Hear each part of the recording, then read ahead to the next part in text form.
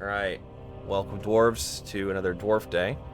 This is the Hobbit edition, August 2026. Um, this has been a long time coming. When we first heard about Lord of the Rings, we were like, "Oh, let's see if there's gonna be any Hobbit stuff." Then maybe a month or two after the Lord of the Rings set came out, we were like, "Oh, we're getting Lord of the Five Armies," and that meant there was some awesome stuff on the horizon. And I'm very glad that for the most part that came true. And I think this set didn't quite meet Wildest Dreams level, but I think if you put yourself somewhere around cautiously optimistic, you hit the level. That's where I was at for most of it because I'm not doomering in the spoiler chat like a lot of folks. I'm pretty happy when we get a thing. Also, I don't want my cEDH decks to rotate so much. We also did get a beautiful version of Treasure Vault, so at least we Oh got that yeah, going for us. it's not even in the presentation, but I highly recommend everyone go look at it. It is very very pretty. All right, so let's look at everything we're doing today on the agenda. Um, we have quite a few community updates, more of like a just little show and tell, and then decent tournament data. I ran the numbers because I haven't been incredibly locked in on what everyone's doing and the names of people that typically top these days, but the numbers are looking okay. So let's after that we'll get into the Hobbit, then we'll talk about some of the winners and losers as the deck shifts around because we had about a 5 or 6 card shift with the Magdanomicon. And then we'll get into Q&A, whatever when everyone wants to talk about any questions, deck advice, etc., and so forth. So, the first thing I want to talk about is uh, some of you may or may not know dwarves like their bling uh, a lot, and for those of you that are willing to put money down on your bling, we there's 6 or 8 of us that pop up every once in a while and say, hey, I've talked to this artist, they want to sell artist proofs, or they're willing to do a signing, or we bundle, we get together, we create Google forms, and we try to organize stuff, make it easy for the artists, easy for the people buying stuff, collect the money, send it off, get the cards, ship them off to you. That's the long and short of it. And it's a good opportunity to support artists, get some very unique and hard to find bling and whatnot. And it's just something we like to do. I don't think anyone does it for money on the server, though. Tip your dwarfs. It's always nice. Um, I think pretty much everything is just a free service that helps dwarves get their bling. I wanted to walk through um, that, but before I do, I just wanted to highlight the tournament data. That's the 20% conversion over the last year, 22 in the last 6 months, 3 top 16s, and 13 top 4s. So I would say pretty good numbers. What do you think, Show? All right. I mean, it's not like the reality of the fact is that a majority of the strong Magda pilots have smaller communities. Yep. So like you're not going to see 50 plus person tournaments for a lot of those players Yep. consistently, at least. So like the numbers aren't bad for that sort of player count, but a lot of the tournaments that Russ go to are below 50. Our favorite Um, walking cowboy hat has a smaller community now, and yeah, he doesn't play as often as he used to. Um, but other than that, Rust had a legendary run at the beginning of the year, and yeah, things have kind of cooled off, and he's played other decks and stuff for a little bit. but I'll say But since the beginning of the year, I know his end kind of his run kind of ended around like late March, early April, and since then we've gone up, right? Our average has gone up, so it's not like Russ stopping playing has like killed the numbers, as it were, right, which is good. Means our eggs aren't in one cowboy hat. Um. Anyway, I want to pop onto the bundling stuff real quick and talk about our current offerings, previous our offerings, give you guys an example of what we've done. Spinach has been on a quite legendary tear. I say I only put one upcoming bundle here. There's like 4, so look out for his stuff. He did a Carl Critchlow that just closed. He's currently talking to Percy Chen, and he's currently talking to Colin Boyer, where I think he's announcing Colin Boyer like now. I think this was me announcing it. So you can get your Oin the Braves signed via his bundle, and I believe Colin does alters, although they're not super cheap. So manage your expectations. But the art's great. You can get your Oin signed, and it's a 15-cent bulk common. So getting a signed one makes it a lot cooler than the average one.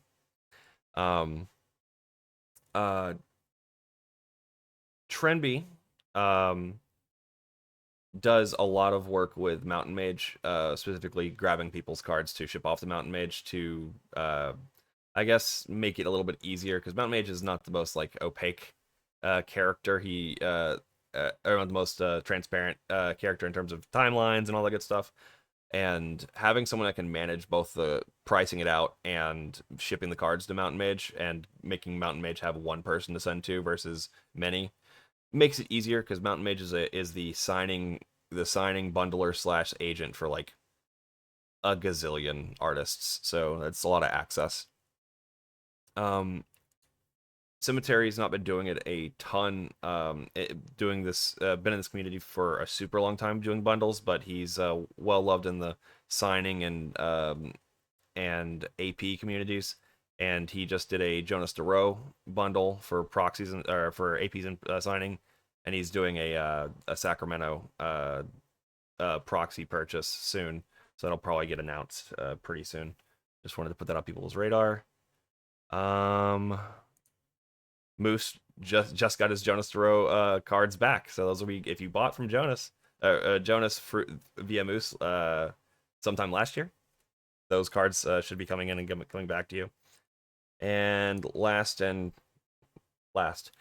me. I've done Drew Tucker. I've done Eduardo Francisco. Those are ongoing, and we are in the communication process with Lee Wuchol to get our Go-Go signed. That is pretty much a lock at this point, so look forward to us reaching back out to everyone that put in for that to get your cards, the cards signed.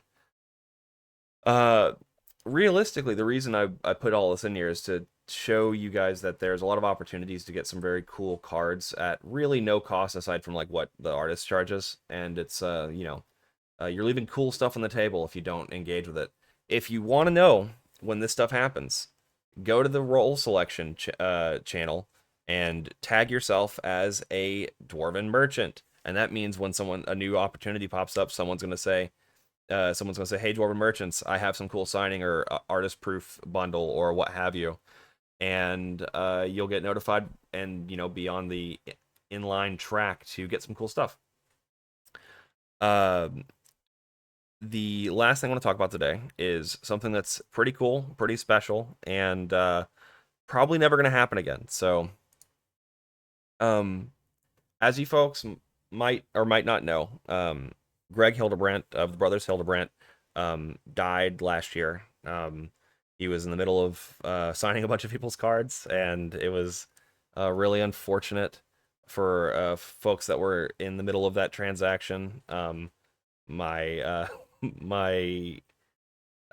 sympathies to anyone that wasn't able to get anything signed by Greg while he was with us, and my obvious sympathies to his family and to his friends.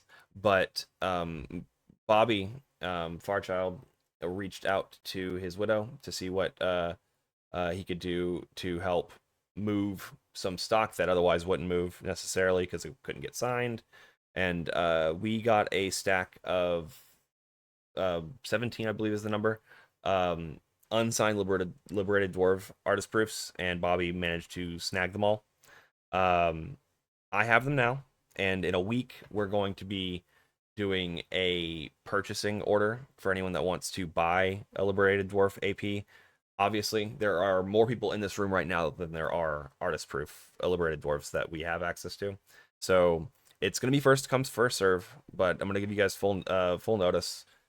I'll probably make an event on the server because it's that kind of that big of a deal, and anyone that wants one can sign up and it'll be first come first serve. Um, like I said, no one's making a profit from this. You're just paying for cost what we paid Greg's widow plus shipping. It's just something that we could do to manage getting these cards from a box in someone's closet to people that would play it and enjoy it and all that good stuff. So yeah, um, dibs. Because there's so many of us, it might not be best to do first come first serve. I don't even want to do random either. Random is random's awkward too. I've talked with Bobby about this a good number of times over the last like month or two while we were organizing this, and I don't even want to do I don't want to do a lottery system either. Russ will not be joining us. Okay, that's fine.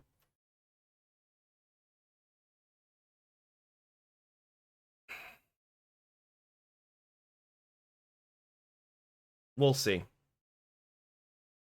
I like that idea from Micro.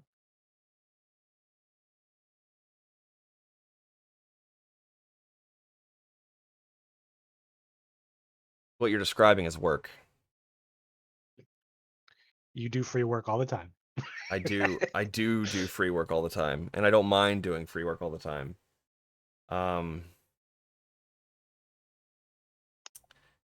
how about this? Push it back a week and revisit what we're going to do next week. Yeah. Maybe.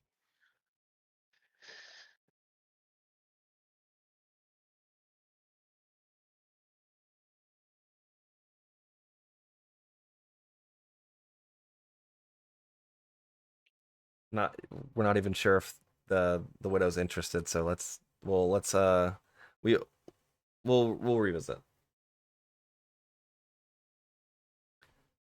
Let's move So, on. yeah.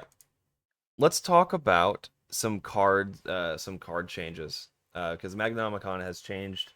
I don't know, is this the biggest change we've had like in a year or two? So the deck was on Grinding Station for a Yeah. while, but it was also on the One Ring and some other things, and Grinding Station was primarily there as like an oh shit button for our own Grafdigger's Cage, which Legion Extruder was a better version of. But we're looking to consolidate card slots because we keep getting cards worth playing.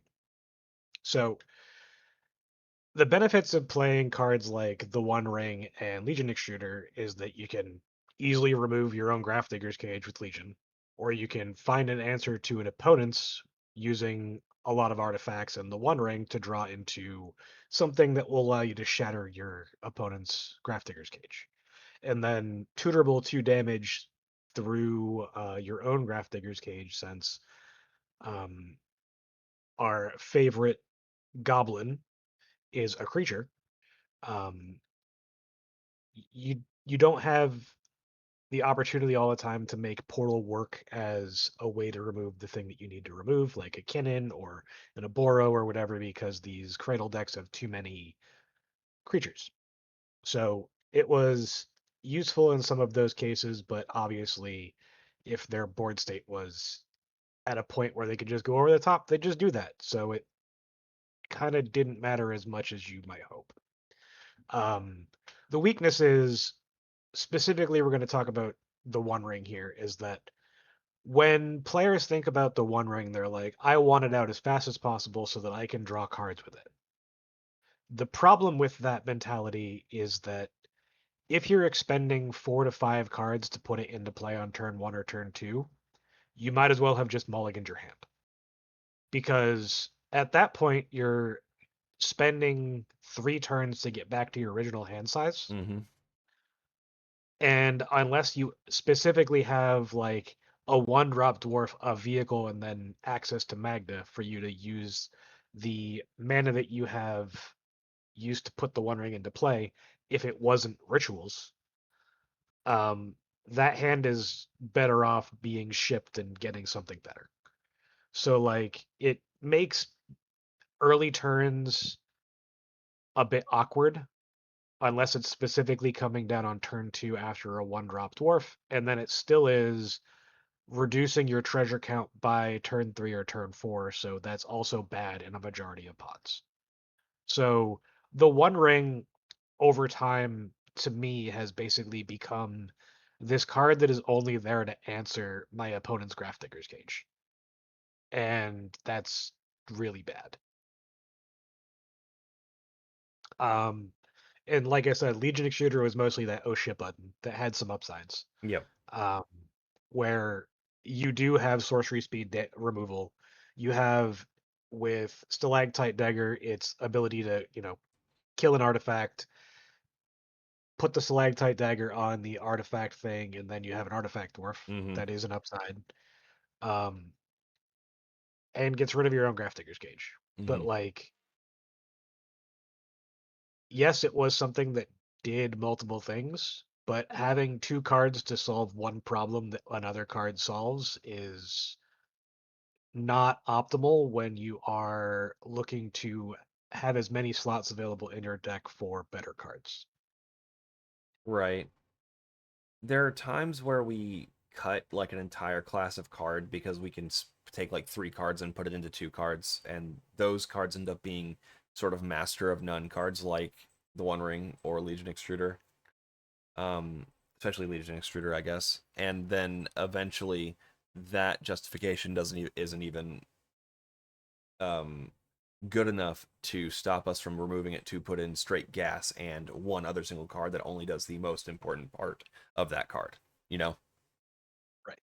And that's like because most of the stuff for this is post combo, yeah, we have like 9 different ways to win the game without Legion Extruder. right, yep, So like the card that we're putting in, which is Grinding Station, you can go to the next slide, mm-hmm, um, does everything that those two cards do together on its own, but it is technically slightly a worse card quality because it's not something you really ever want to play from hand. But it provides an answer for our own Grafdigger's Cage.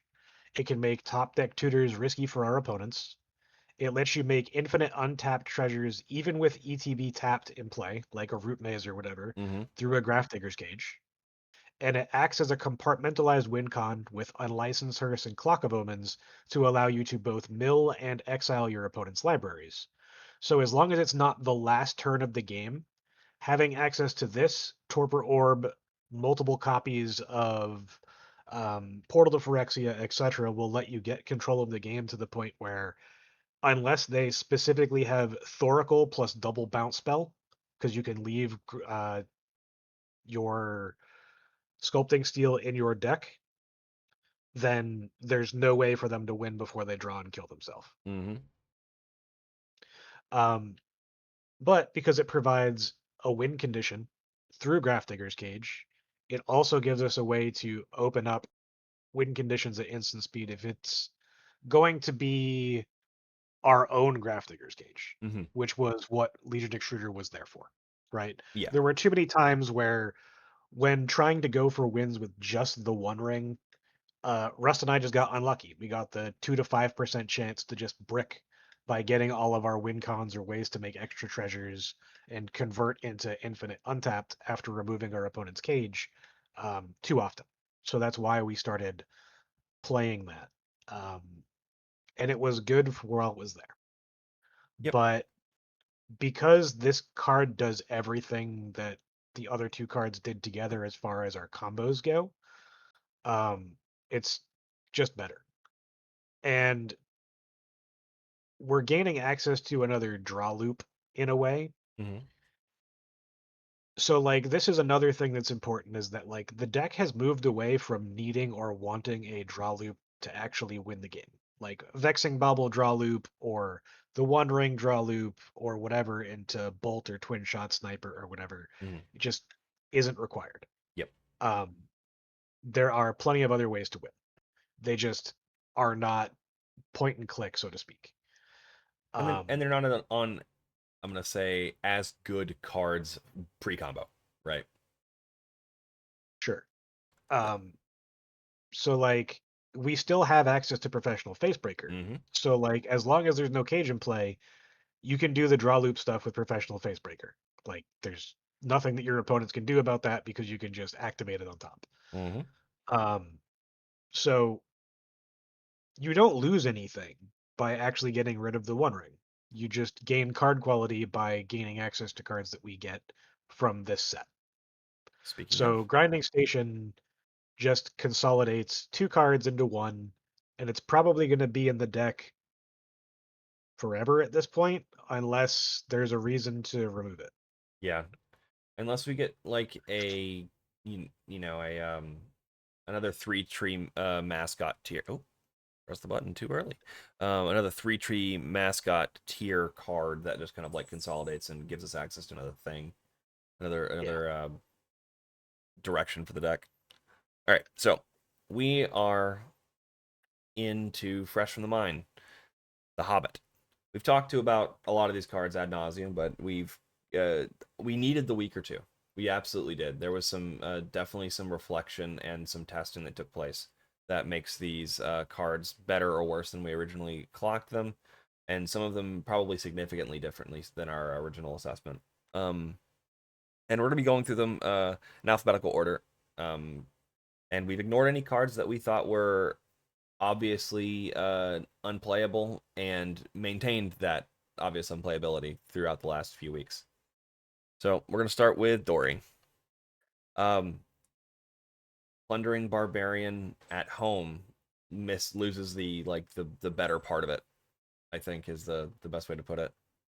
Yeah, the ETB destroy an artifact is so much more commonly used for me for Plundering Barbarian that Mm-hmm. like the fact that this gives you an extra treasure, it's cool, but if it had trample haste, maybe. But not having haste and you need a tapper and it's a 3-drop, it's not good With a enough. two butt, so like you're getting one swing if it had Yeah. haste. Like yeah. There's too many downsides. That it feels like a standard roll fill or a draft roll filler, and that's what it is. Um, this one is interesting. Dragon Cursed Halls. I'll read it out for the audio listeners. It's tap, add colorless, one and a tap until end of turn. Target creature gains whenever this creature deals combat damage to a player. Create a treasure token. A couple important things about this.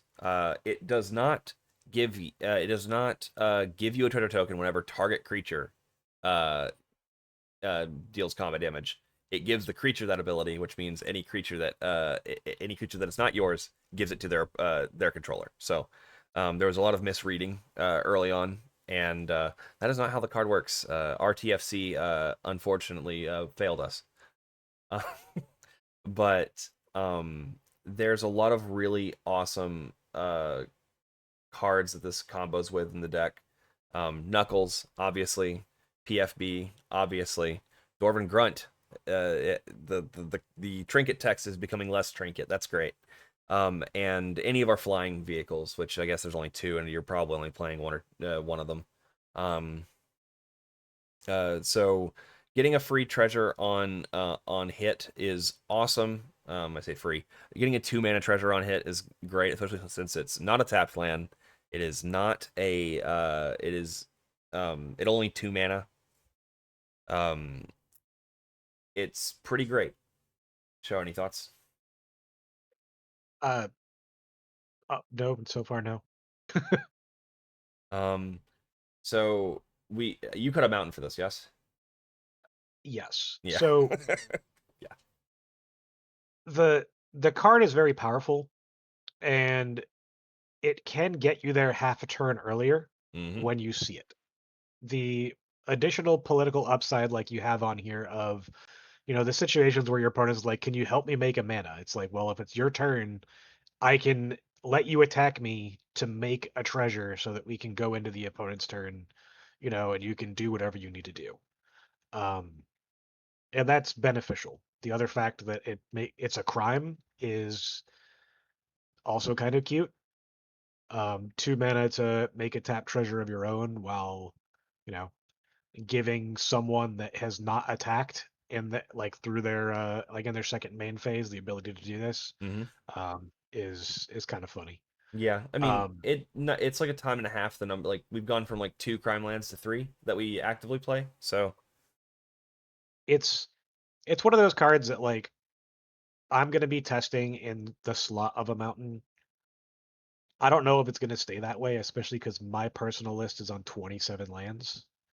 yeah. Um, but it's good enough that I think, especially if you're on 28 or 29, that you can feasibly cut a mountain for it. It's going to make mulligans slightly worse, but my thought process is since my personal list hasn't had any issues with red pips and all that stuff, you're going to be fine. So if you let's talk about like lands as spell slots. I look at things like Crystal Vein and Mishra's largely as rituals. Yep. Um like I think that would be an okay if you're still on Mishra's, for example, especially Mishra's, and you've moved away from like the Turbo Stacks variant, but you still are playing that, that's probably the best swap out you can make because it goes from a colorless, turbo damping sphere to colorless. Now I get a treasure turn earlier. Because Right. damping sphere or Mishra's, unless you're like running your unless you're going bloodline pretender deep on your Robo Dwarves, it's not really accelerating the treasure production. It's more ensuring you survive turn 2. Right. So like the biggest thing for me for this card is Yep. that like when you're mulling low, this gives you the opportunity to go turn one dwarf, turn two Magda, turn three make an extra treasure. Um, and that can very much help you like a half turn earlier get you to that activation, Yep. especially in hands where you're not, you know, having four cards and those are your four cards. Hmm. Uh, so like it has very large upsides Yep. as far as your opponents in a lot of cases are not going to want to trade, which we'll talk about a bit later with another card.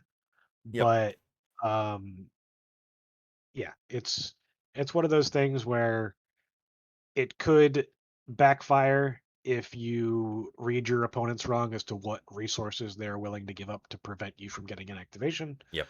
Um, but it is what it is. Yeah, it depends on how good the propaganda's been, bluntly. Um, for always kill the dwarf. All right. So our swaps here. I didn't have Mishra's in here because Mishra's wasn't in my list, but assume Crystal Bane and Mishra's. I wouldn't take out any treasure producing land. I just put it in there for complete for just that you could. Mountain's probably your best choice. I like Command Beacon too much, and I actually like the double pips from Crystal Vein a little too much. So I would just drop a mountain and hope. Um, Yeah, like Command Beacon has won me a lot of games, yeah, or at least has gotten me draws yeah, in a lot of situations. mm-hmm, The ability to get around Dranith Magistrate, the ability to Magda has died three times in the game, and I can replay it for 2 mana or 3 mana technically because of the mm-hmm, activation.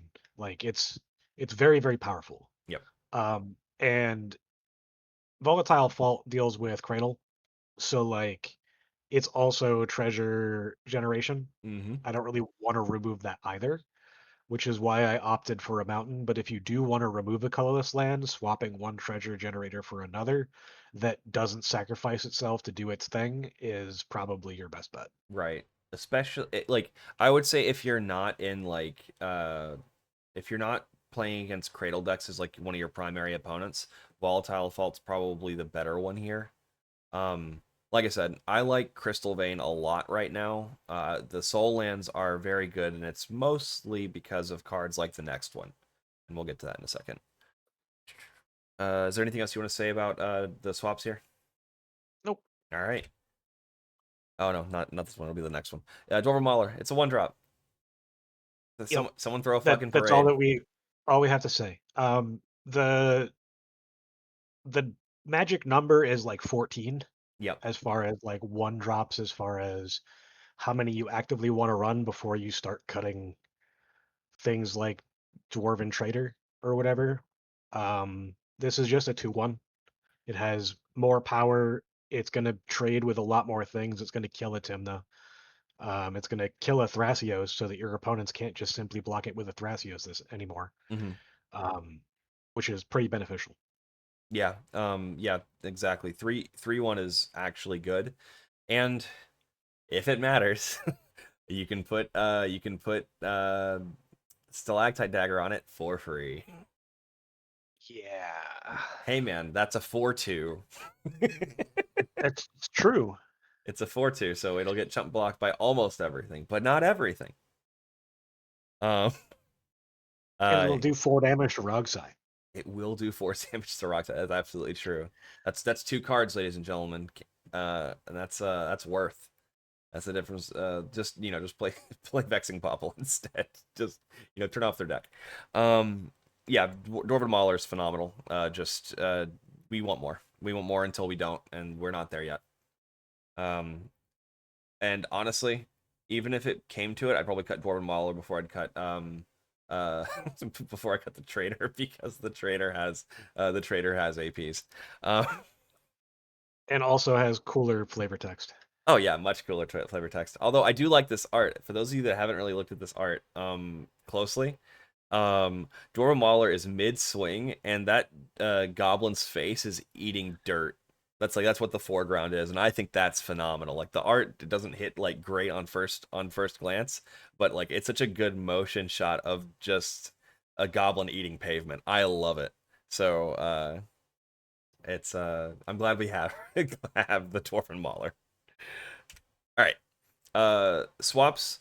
We talked about Grinding Station and the Legion and One Ring into Grinding Station. Dwarven Mauler is the other slot there. That's what we made room for. Um, because like Joe said, we do want to get to 14. What are we at? 13 now? I think we're at 12. Okay. So maybe the next time they do a Lord of the Rings movie, we'll have more dwarves to do the tie-in. Exactly. Yeah. In the next 24 years, we'll get another one. Amazon will do it before then. Don't worry. The slopification of sequels. All right. Next is Fili and Kili. So it's funny. This has been a little bit of a parabola for Fili and Kili. I I called not only that it was going to be Fili, not only Fili and Kili, that they were going to have haste, that they were going to be some sort of self tapper. Like, I shot the moon on this, and I was very happy when it came out. When it was revealed. Somebody post Fili and Kili emotes in the chat. Well, I mean, we were able to, when they had the really pixelated showcase of like the type of cards that you might see Yeah, in the boxes, we were like, oh, it has single keyword tap. That's right. definitely haste. Yeah, I didn't know about that. I wasn't part of that conversation, so I just Oh yeah. there you go. Thank you, Spanish. I appreciate you. Yeah, it's 2 in a red for a dwarf bard with haste. It's a 3/3 tap. Add 2 red. Spend it only to cast dwarf equipment and saga spells. Half that doesn't matter. It casts Magda, and taps itself. It What? also does Mhm. cast our one equipment, Yes. and that one equipment makes a dwarf. Yeah. So that's also not irrelevant. Yeah. No. Absolutely. So it has narrow, like, I talk about cards like these, like, if they're proactive cards, they need to be able to be used like with your commander and like be relevant to your commander, so they're relevant in a lot of game states. And that's what this is. And this is why I said the soul lands were so important, because this can be a turn 1 soul land plus some red source, Fili Kili Magda, turn 3 Kili Magda, plus something else, right? Um Possibly even another dwarf. So you're like really ahead of the game, ahead of the curve. That I You go ahead. that's the most important part about this card is that like even when it's mid, which is when it's being played before Magda, it's still giving you an extra body the turn cycle later, which puts you one treasure ahead of where you would normally be in those same board states. So it still accelerates the deck by approximately half a turn, Right. um, which is a lot for a single card to do. And its ceiling ends up being like make your fifth treasure, play as your Robo Dwarf, and then you win the game. Yep. But it can be quite explosive. You do the same thing where you're like turn one, Fili, Kili, Magda, and then turn two, you're like uh, a tapper into two one-drop dwarves, and now I've been able to make four treasures on turn two. I'll have enough treasures to, go get roaming throne on the following turn and actually win the game. Yep. And I think this demonstrates a bit of a shift in mentality, in how we're assessing different CMC slots. A year and a half ago, 2 years ago, we were hoping, hey, is there going to be a 5 or 6 drop dragon or a mythic artifact that does a thing that makes it worth, powering out to, right? And making sure we can cast it and making sure it's not dead in hand. And as the year and a half or so has gone on, we've been slimming down more. We've been getting rid of more 6 drops. we've basically pretended dragons don't exist when spoiler season comes around because they're always a trap, right? And the cards like Relic of Legends and Treasonous Ogre and now Fili and Kili are showing us not that we're trying to hit some like powerful curve topper. We just want to play more fucking cards. We just want to be able to get to 3 or 4 in Ogre's case.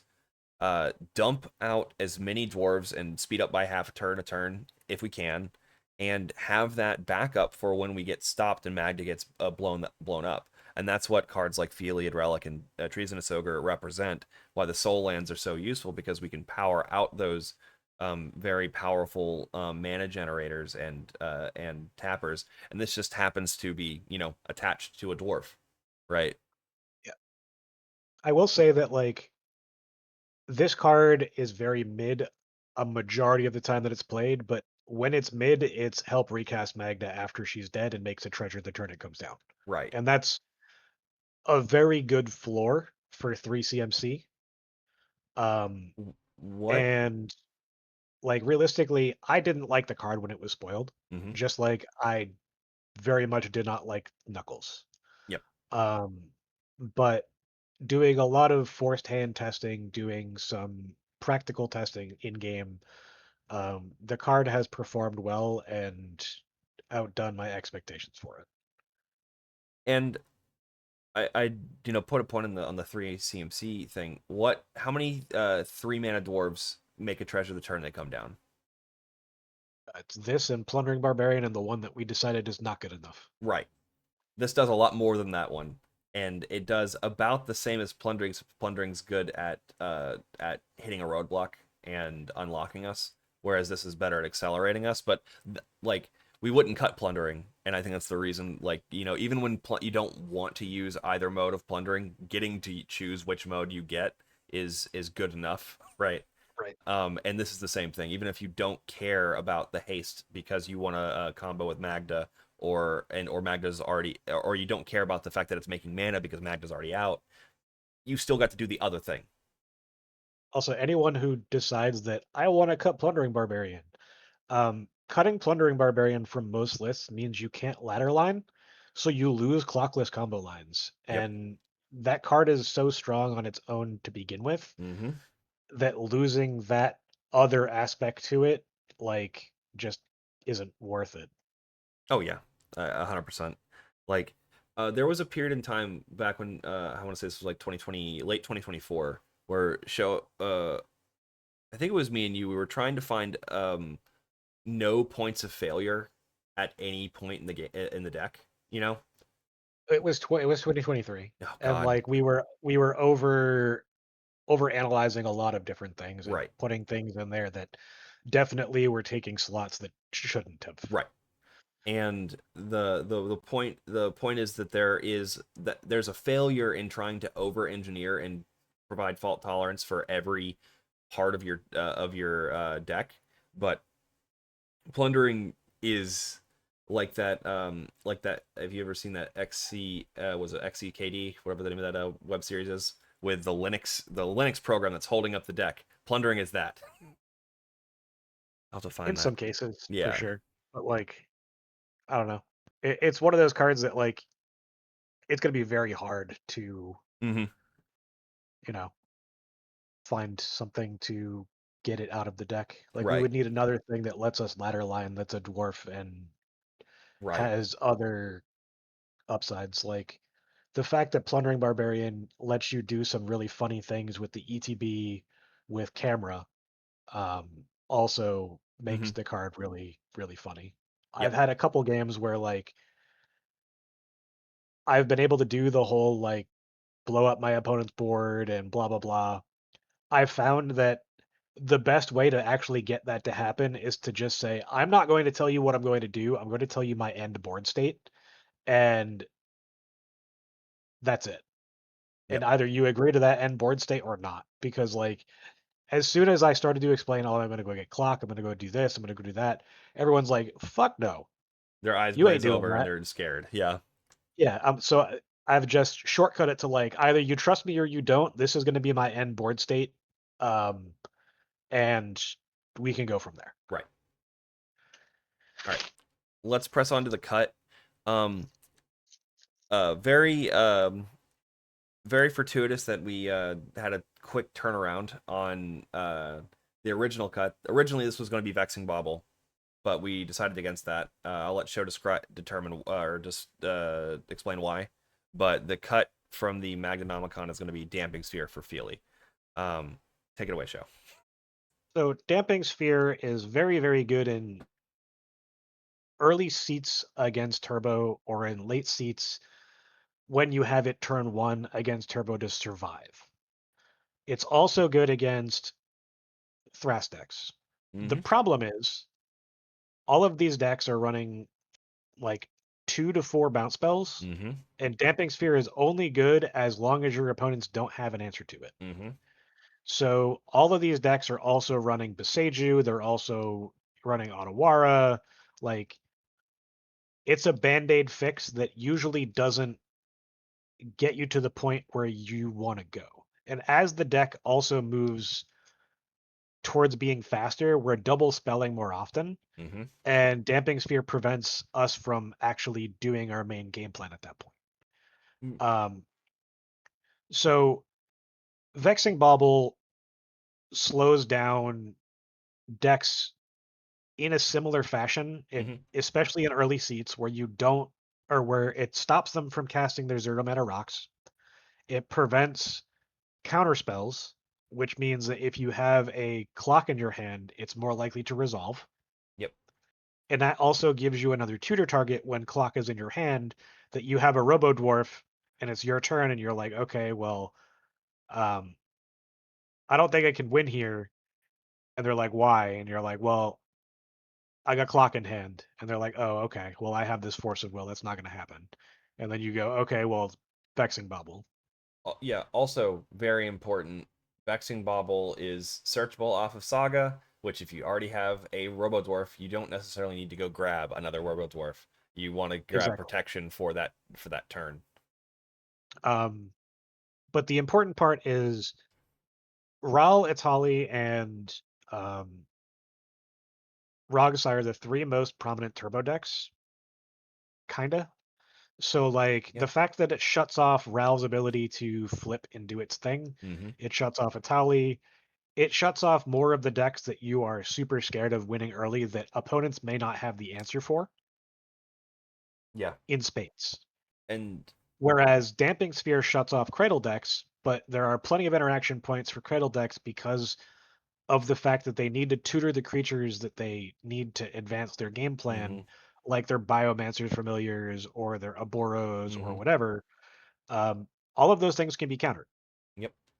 So Vexing Bubble also gives you the opportunity to stop your opponents or give them the ability to cast the thing that they need to cast again. Because Damping Sphere can make it so that one opponent just wins a fight no matter what, which is usually beneficial because the person pushing is likely to have less resources. Mm-hmm. But as slop decks have gotten more prominent, Sloppier. um, that's not always the case. And Damping Sphere can actually king make in some of those scenarios. I mean, So so can Vexing Bauble because of if it's free, if the push is not free, but the counter magic would be. But you have treasures for that. You know, you right, can, yeah.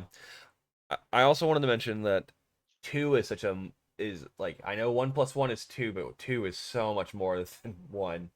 And it the biggest problem for Damping Sphere is yeah, that when you are not in a like double turbo pod or you don't need to play defense in seat 4 or whatever, like you you take yourself off of your normal treasure mm-hmm, generation pattern yep, to play it. And that's going to lose you more games than it's going to win you more yep. than it's going to win you. We are no longer in the defense in depth layered stacks piece hellscape of 2023. Like it's and we're never gonna go back there likely. If I mean, to be frank, we've gotten too many strong cards that don't fit that game plan. right, and other decks have gotten too many strong cards that are speeding them up, by half a turn, right? Right. And like we're just unless stacks pieces get cheaper and more colorless, and like there's reasons to be using them instead of just pushing. We want things that protect us and stop the fastest decks at the table, rather than decks that rather than cards that slow us down and may interact with the faster decks at the table. Right. Like All if right. you give me a two mana, going back to that, if you give me a 2 mana colorless deafening silence, I will play that all day. Right. But you know, Damping Sphere has done just enough to like stay relevant. But both Rust and I have been off of it for a long time and haven't missed it.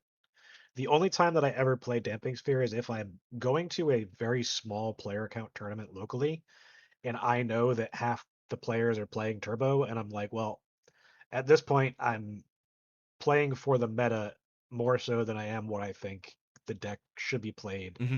at like bigger tournaments or Right. whatever. And and that's why even if in those situations that'll be on his personal list and not in the Magdanomicon, because blind meta, you just want to play Fili and you want to jam and you want to hopefully have 3 dwarves on turn 2 and start turning sideways and winning that game on turn 3, right? Yep. So let's press on to the next guy that's going into the list. Oin. Um, like I mentioned, Spinner's gonna be posting some stuff about Oin signing. The composition's pretty sick, so it'll look even better signed.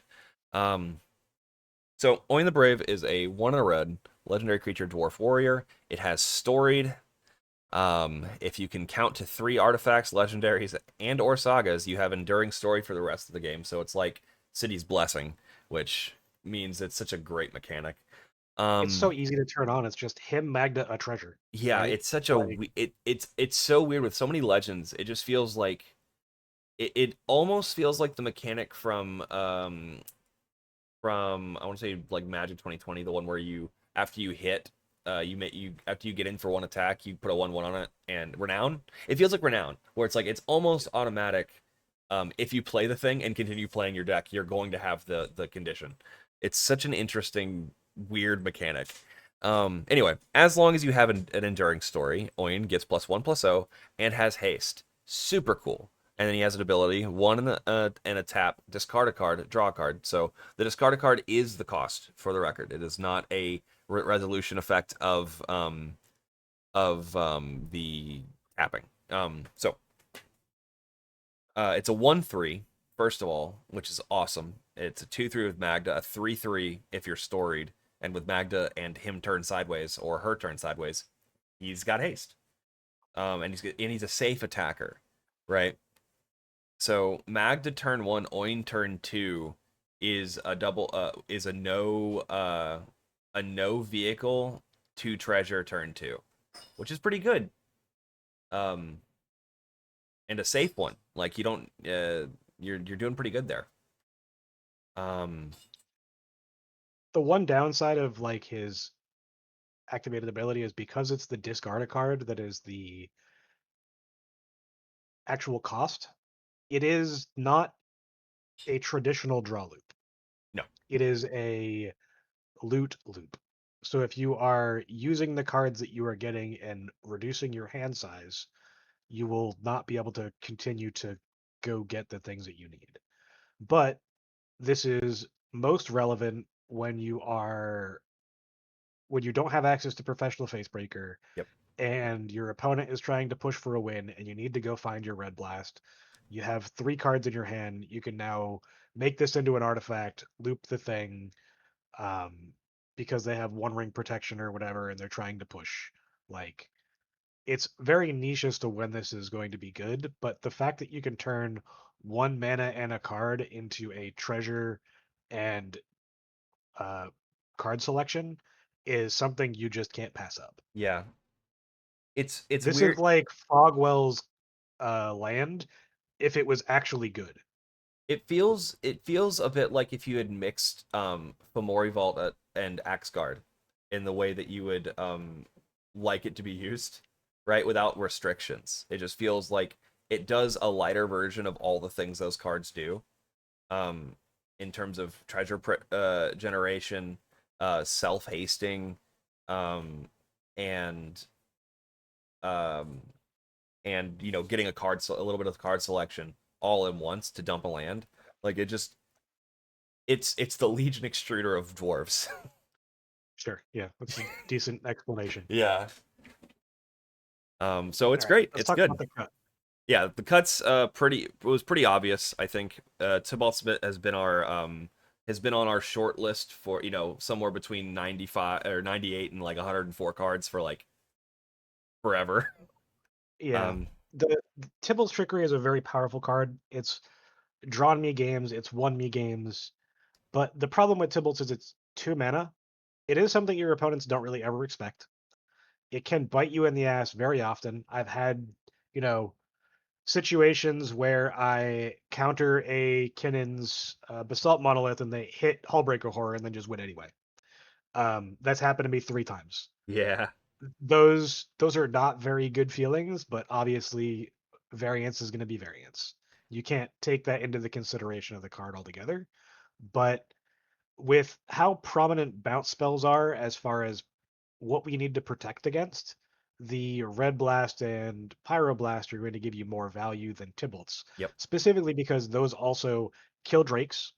They get rid of Rhystic Studies. Hmm. They act as counter spells just like Tibalt's does. Yep. The only reason that Tibalt's is strong is that it can counter creatures Yep. and it can counter things that your opponent might not have an answer to um, for whatever reason. So like there are plenty of times where an opponent pushes and they're like, well, I don't have a counter spell that hits this particular thing. Okay, well, now I can Tibalt's the creature, or everyone's tapped out and I'm able to stop the food chain or whatever.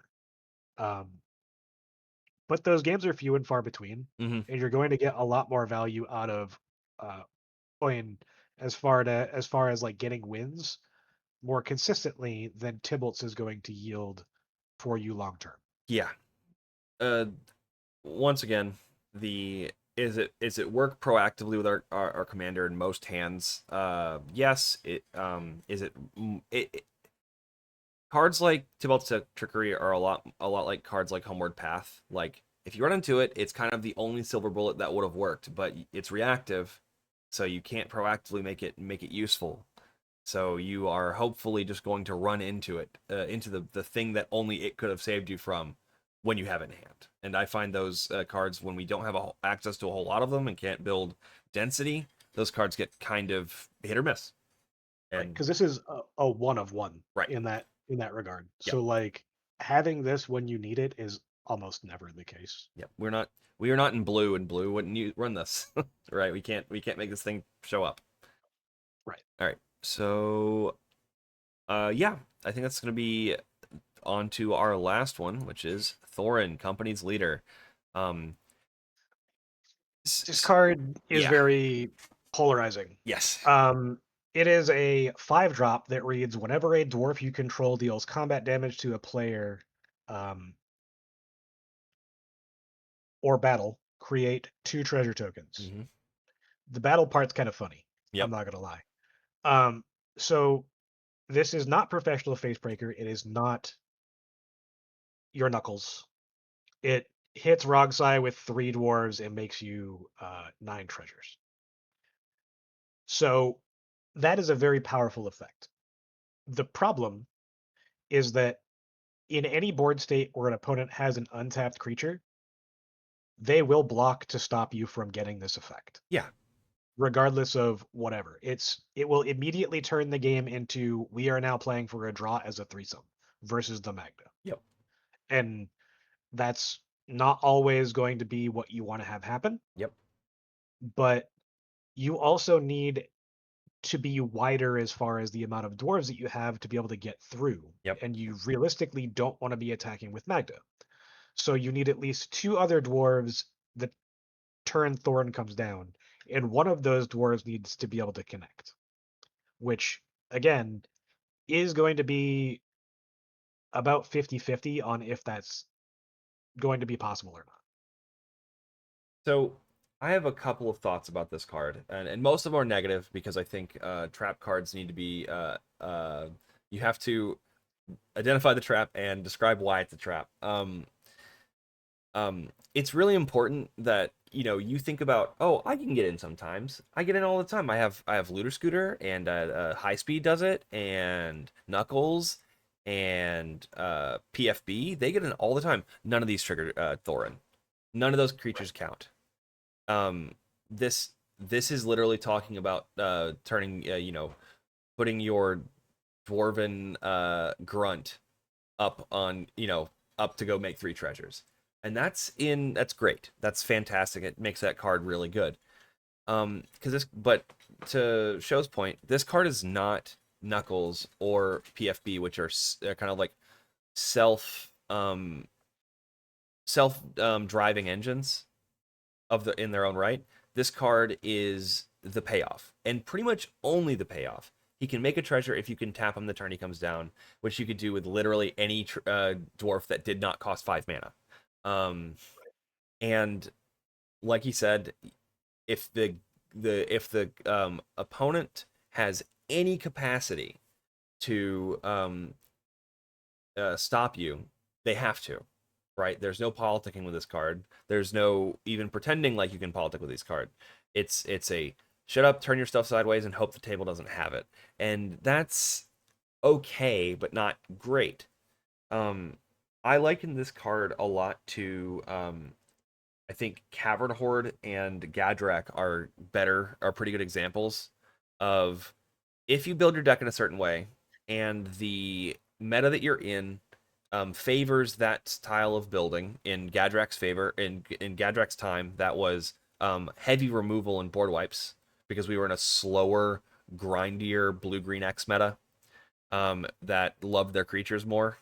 And in Cavern Horde, just hoping there's that was a response or a payoff on more Smothering Tide copying, and like the clone the enchantment clone times, which are still here, but they were more new then. And you're like, that's still not a good enough reason to play the card, exactly. unfortunately. None of those cards, even when we tried them, we weren't happy because they were very matchup dependent. They were very board state dependent, and those cards fuck with your sequencing. They fuck up your mulligans. They really tell you, yeah, if everything plays out ideally, you win super hard. But Gimli's 3 mana. Right. Gimli And, is like, right there. To go off of that point, you never want to see this card in your opening hand. Never. Ever, ever, ever.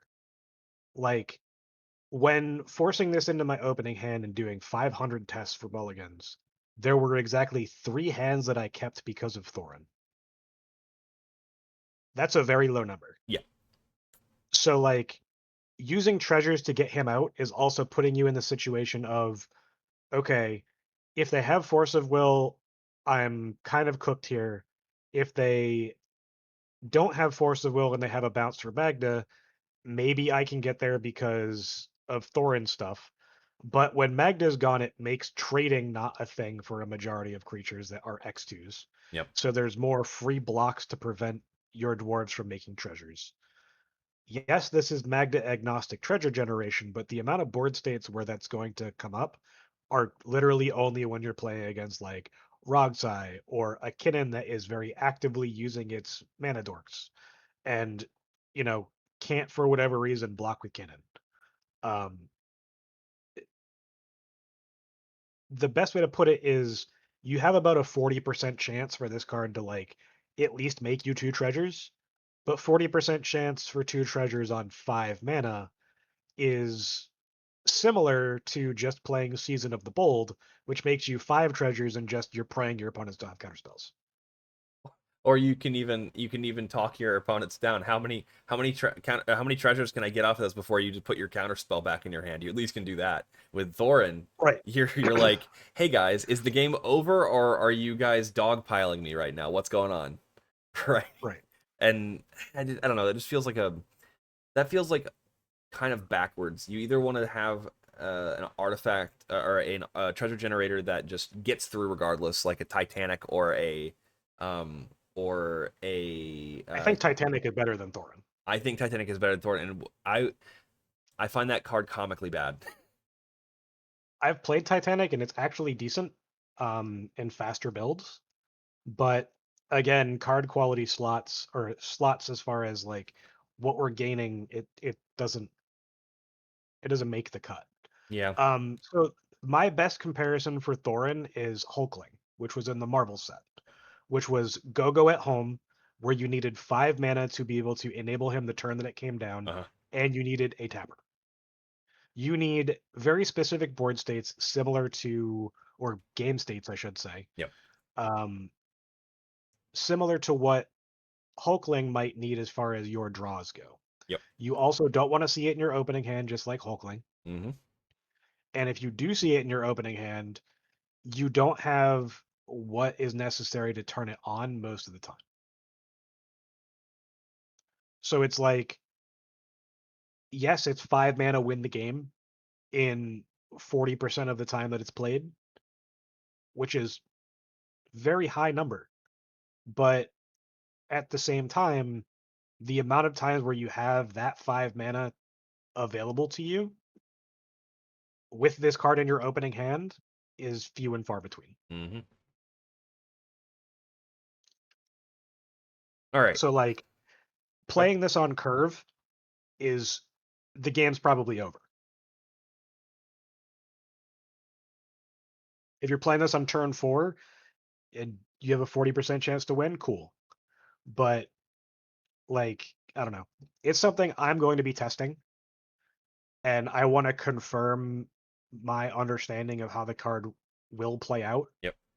But so far I'm very much not happy with it just from mulligans, which Fili and Kili and originally in my first set of 200 mulligans felt quite poor. And then I did another set of 300 and it felt a lot better. And then actual playtesting felt a lot better. So like there's a chance that this card is strong, but I don't know. I It's too much. I'm gonna be completely honest. I think I'm not saying this card is bad because we're talking about cards, you know, the 150 best dwarf related treasure making cards in Magic the Gathering, right? Yep. Everything bad here is not bad objectively, kind of just bad subjectively.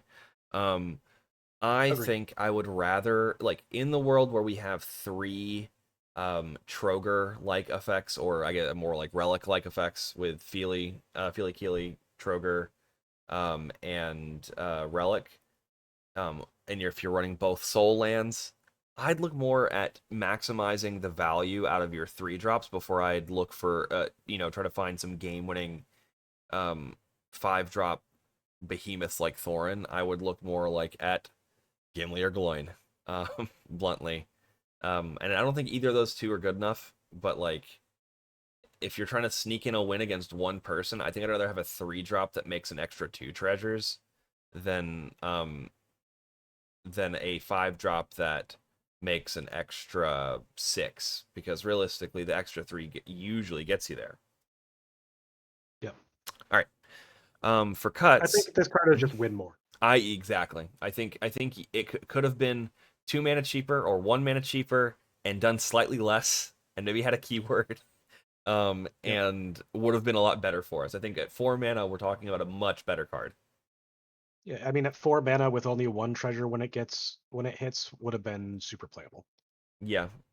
Yeah, no, I think they just they thought with their commander brains because of what like product it's in, and Yep. it was like, big and dumb, and Thorin is both big and dumb. It has a 10 on it. Like what the fuck even is that? I don't think I even read that part when I reread it. Yeah, 10 to give double strike is cute, but we're never getting to 10, so Winningest Morist. yep. Yes, I would like to spend all of my Troger mana on Thorin. Um, yeah, no, I'm upset at how little I want to play this card. Same. All right. Okay. All right. Let's move Slots, forward. test it. It's probably not good enough. Find a test slot, the thing you just like the least. All right. The next thing that we wanted to talk about is like just general thrusts of the deck, as these cards move in and what it means for the deck building philosophy going forward. Um, and I want to talk about like kind of classes of cards when we think about the deck building and what is getting better and what is getting worse. Um, I think Relic of Legends got obviously a lot better, with 2 more legendary, if not 3, if you're testing Thorin, and just generally that the consistency of having your 3 drops being mana accelerators, and our increasing appetite to play cards like Soul Lands, even if they're like Crystal Vein, allows us a little bit more reach with our opening hand, but also consistency in replaying Magda or dumping our hand if in the case that there's not Magda to replay. And I think that is a good place to be. It keeps us moving in the same direction as the meta speed-wise, and it just shows that um, we don't necessarily need better cards and like bombs. We need to play more of them because our card quality is getting up there, and more efficient 2 to 3 drops that we're dumping and turning into treasures quickly has been a winning strategy for a long time. I think is the best way to put it. How do you feel about that show? I think that that's relatively accurate. I will say that my personal list doesn't play Relic of I Legends, know. but we'll get to that later. Well, no, you can tell me why this is the time to talk about Relic. So, um, Relic of Legends is very powerful, and I think that Fili and Kili being able to tap itself makes Relic's use case a little bit worse. Yes, you can still use it to like play your vehicle or whatever, but playing this and then Fili and Kili and then whatever, like your actual curve is going to look very funky. Yes. Um, so I don't think that that necessarily does anything. I think that Oyen has some value with Relic, and I Mm-hmm. think that Magda has value with Relic. Mm-hmm. But realistically, when um, the artifact dwarf Mana Rock came out, I forget the name of it off the top of my head. Um, The wait, what? What card? the Mana Rock, the one that came out in the Changeling. Oh, Furdock Core. Yeah, Furdock Core. Um, I chose to leave Furdock Core in there instead because it filled a similar role while also generating the treasures that I needed. Yes, it is a this card should be countered, but I think that that's going to win me more games than Relic. Mm-hmm. Um, Oh, I that agree. being said, Relic is still a very powerful card that I don't necessarily think that you should be removing if you want to continue with pushing towards like going a little bit faster, but it doesn't give as much speed as we might hope for. Yeah, I don't think it's speed. I think it's I think it's more like Fili. Feeling Kili's faster, right? And Right. that's a good thing. Like we're glad we got that. And Troger is obviously faster. And Fur Core has way more other upsides that aren't even relevant to the speed conversation. But I think it's also better. I think it's the worst of those four cards, right? But every time we get a legendary dwarf, it turns from less of a Magda card into a vehicle. Or, it goes from a fifth of a vehicle to more like a half of a vehicle. And I think getting to do that with having another card that generates as much mana as it can, as a filling also a vehicle slot, that's better for the deck. And I think it moved in the right direction with this set. With more cards coming out, it may just end up still being somewhere in the 95th to 105th percentile and not being worth it. Yeah. I think that like going back to the vehicle discussion Yeah, where you listed high speed hover bike, that's also in my personal list. yeah, Um, and high speed hover bike and Looter Scooter have very high upsides with both Knuckles and Professional Facebreaker, and that has been more beneficial long term than Relic has been for sure. me. But um, again, Relic is still a very powerful card. I mean, to be clear, that is my one for one. High speed and relic.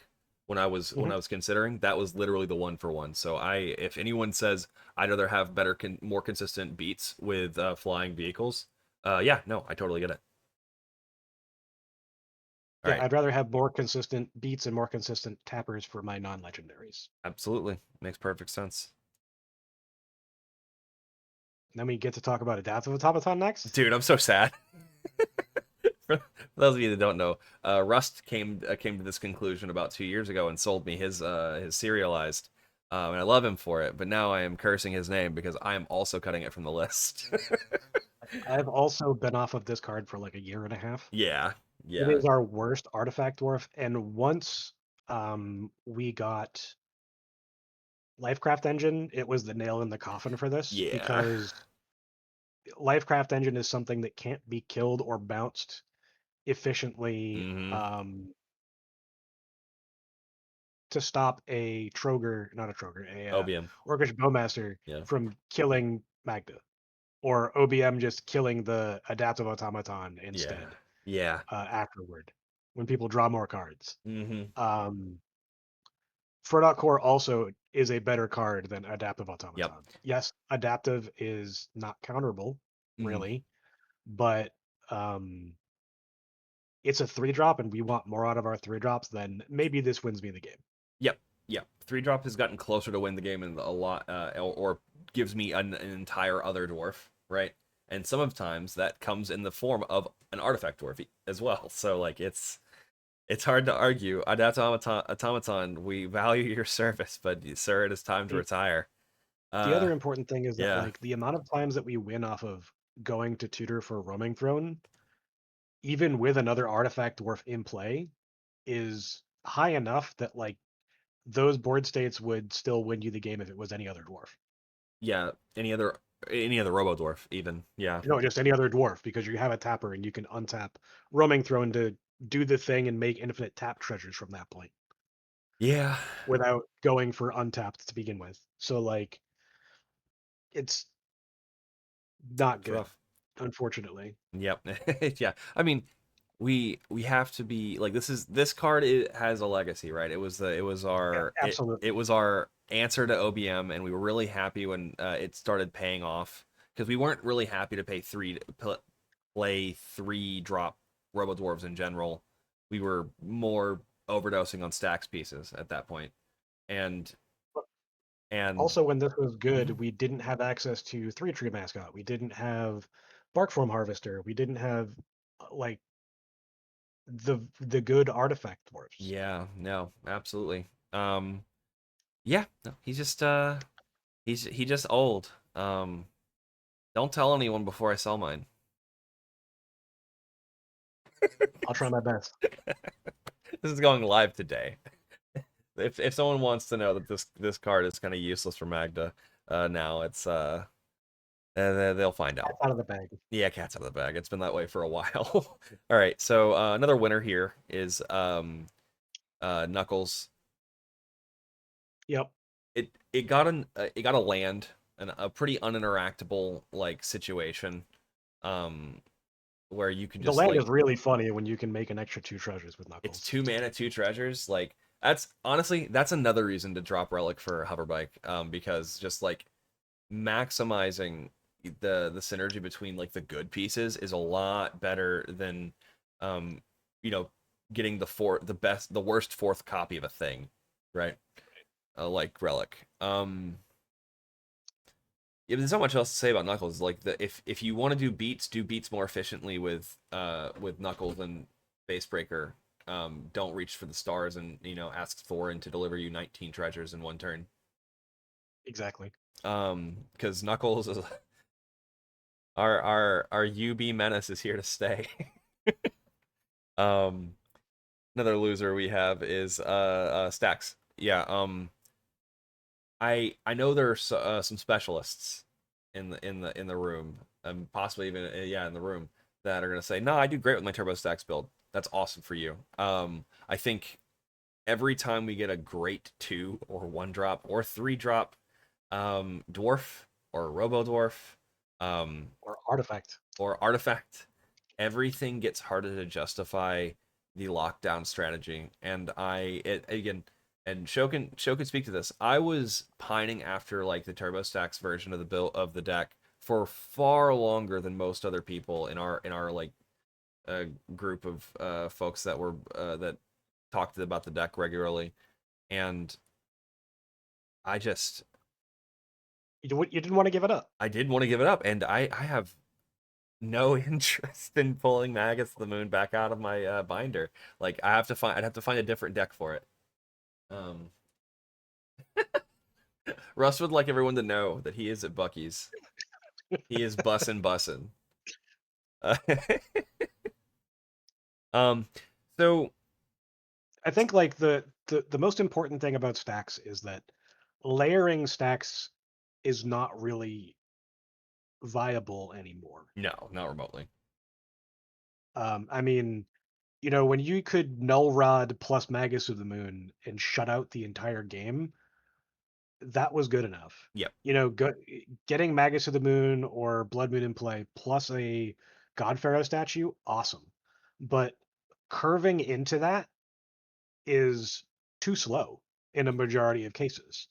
And that also requires you to first tutor for GPS. And that loses you more games than it wins, Yeah. regardless of if Magus is in play or not.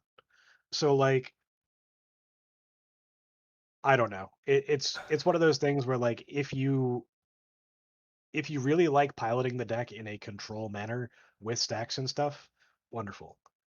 It's good into turbo. It's good into some very specific decks, but for the most part, uh, it just doesn't really do the thing.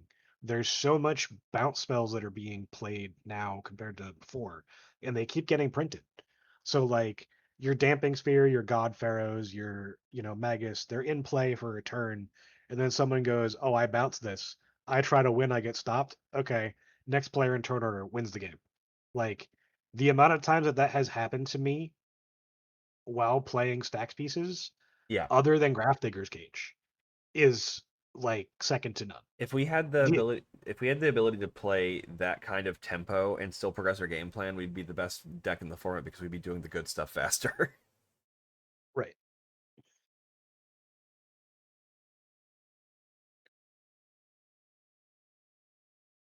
Just to let everyone know that's in the audience, this goes up probably today if I'm not too busy to put timestamps in, and the document the slideshow always comes in with it. Rest assured, if you're just checking in or you have to leave early or what have you, we're gonna have this on the in the announcements or the content channel. All right. Let's move Um, forward. yeah, that's basically it. Didn't So you have a slide talking about my list versus? oh no, yeah, you're right, yeah. So we're gonna go talk about the Nomicon versus test list real quick. I don't have a slide for it. I pulled it up. So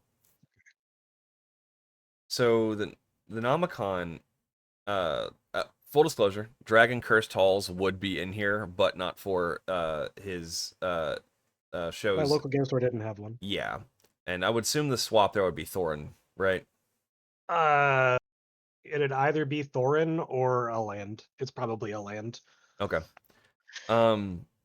So Relic of Legends and High Speed Hoverbike are what appear to me to be the big standout differences. Um. We'll talk about Guild Artist in a second. Um, he is playing Treatise Ogre and Grim Monolith as like mana generation over Relic of Legends, and I probably agree with that choice. Um, I would probably make room for Vexing Bauble again in your test list if I had the if I make it was Vexing making Bauble would go back in for Thorin, most likely. yeah. Warp, I think it's been pretty well founded that most of us or most of us are like less than middling on it. Okay. So like warp was really important when we were at a point where we didn't have 8 different win lines. Yeah. And realistically, the amount of times where you need to go win with your uh your land doesn't happen very often, Yep. your Pinnacle Monk. Yep. So like yes, it is ubiquitous removal, but it's 3 mana ubiquitous removal that is too expensive. So I don't think it's very strong currently.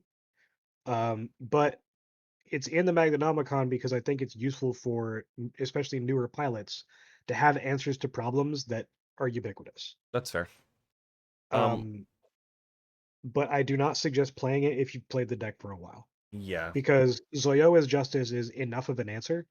And as the deck has moved away from draw loops in general, finding the Zoyoa's Justice or whatever isn't really convenient. Yep. You would need to have no access to Bark Form and then still have your professional facebreaker and stuff like that.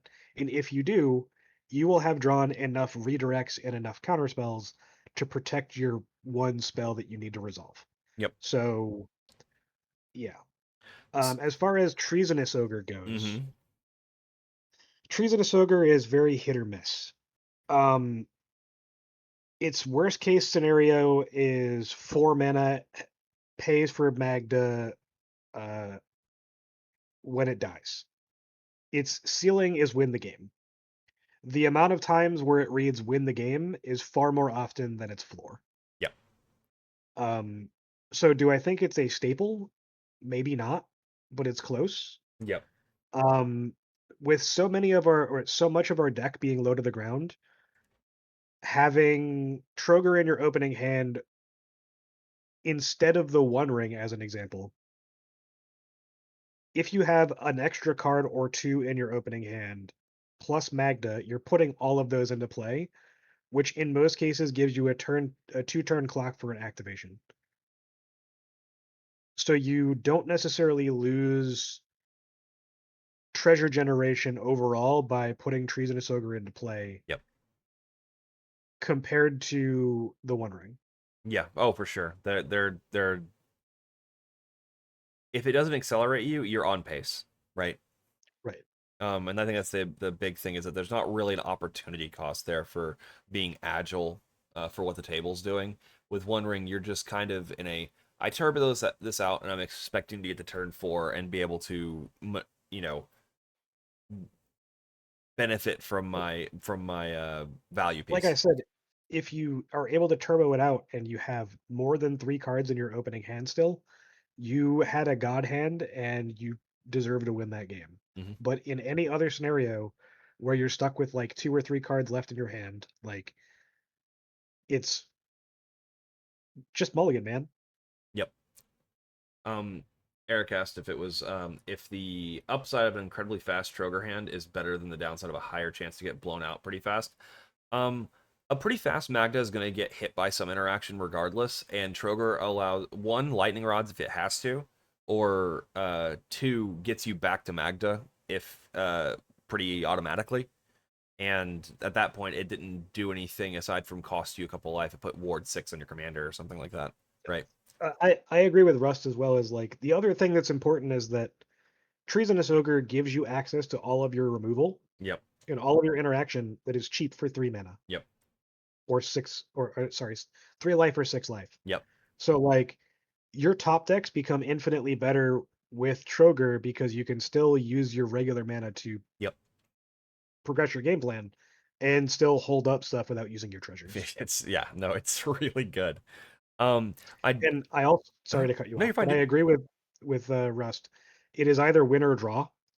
The amount of times that I resolve this and all of my opponents go, "Oh, we need to deal with Magda, and if I do that, then I'm blowing myself out of the game. So we need to draw here." Yep. You're like, let me go tainted pact for something. You guys are agreeing to the draw right now. Yep, Um, that's very common. when I cut trees, what did I cut for Treasonous Ogre? It was probably. Let me look. It might have been Relic of the Legends initially, and I probably cut high speed to put Relic back in, and I'm probably going back on that. Like I said, I think Relic's the worst of our mid game accelerators and like rebuilder cards, and Treasonous is Yep. obviously the best. So the other card that I think is as strong as Treasonous Ogre, Yeah. shoutouts to Vesper, is Guild Artisan. Yep. The amount of games where I go turn 1 Dwarf, turn 2 Magda, turn 3 Guild Artisan, and then get an activation, and my opponents are like, this is a shitty situation because we either force him to go get Portal, or they just have X ones, and I get to go get a uh, Lifecraft engine, Yep. and then I still get another. In the next turn, I win the game. Yep. Um, like it's another one of those cards, just like Troger, where your opponents go, okay, uh, it's hard to blow Magda out here unless they bounce the Magda immediately.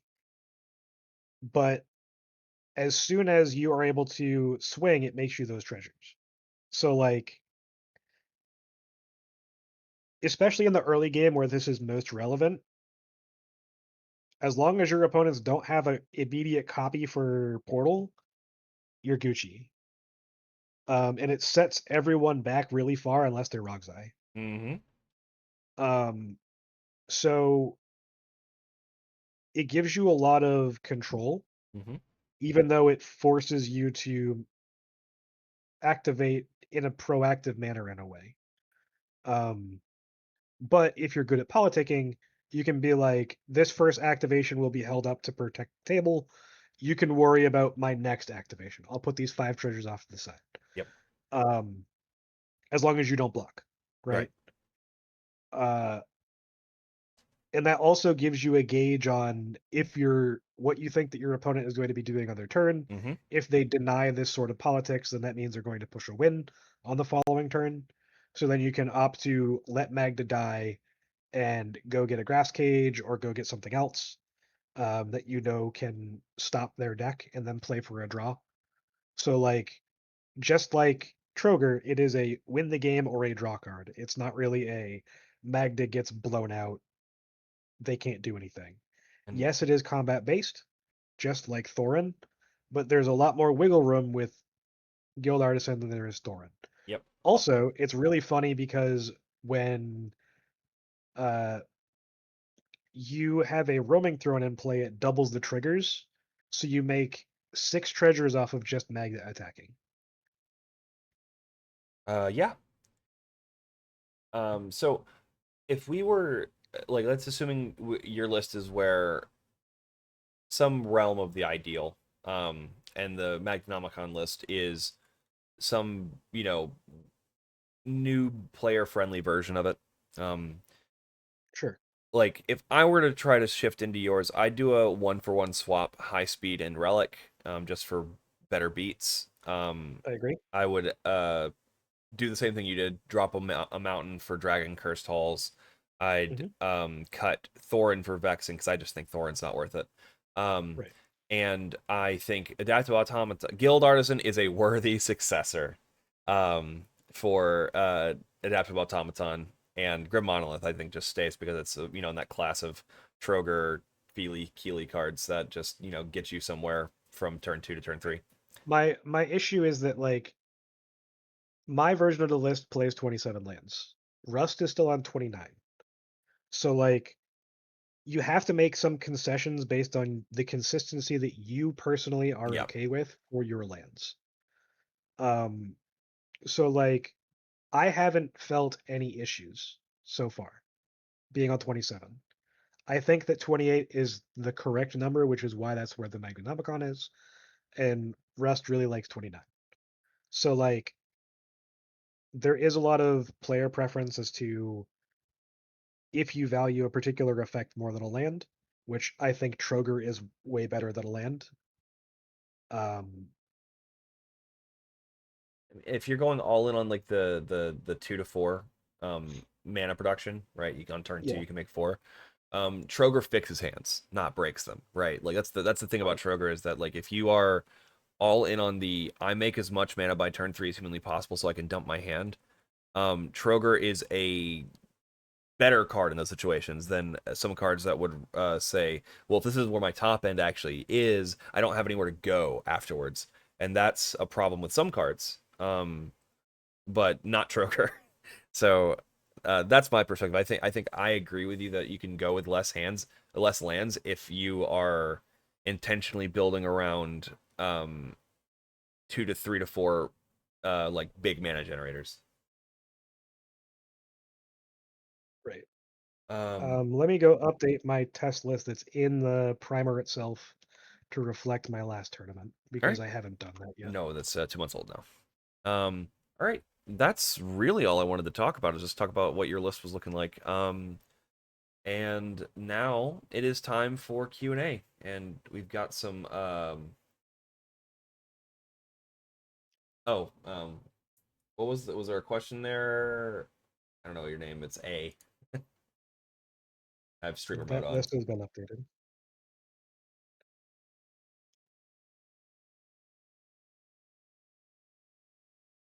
Yeah, Yes, we did say that mhm. adaptive was a loser, something that is unfortunately on its last legs, if not should be removed currently.